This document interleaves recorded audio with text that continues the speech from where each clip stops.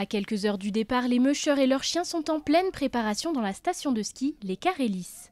Hydratation, promenade et consultations vétérinaires sont de mise pour les 600 chiens présents. Ce sont des athlètes, donc il y a un protocole d'hydratation, il y a un protocole alimentaire à respecter, donc avec des nourritures riches en protéines, en matières grasses, et puis des aliments à très haute teneur en énergie. On les prépare une demi-heure avant, donc on les ressort, on va les balader pour qu'ils s'échauffent un petit peu, qu'ils refassent leurs besoins, qu'ils décompressent un petit peu.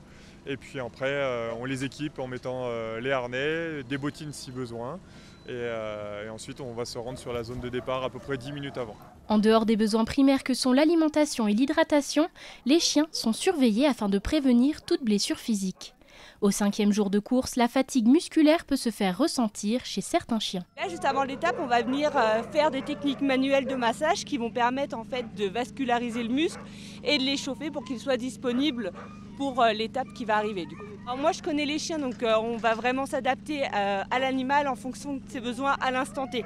On sait qu'il y a des chiens qui ont des faiblesses peut-être plus sur l'avant-main que l'arrière, donc on va peut-être chauffer un petit peu plus. Et voilà, mais on ne fait jamais trop avant une épreuve. On va plutôt miser sur la récupération.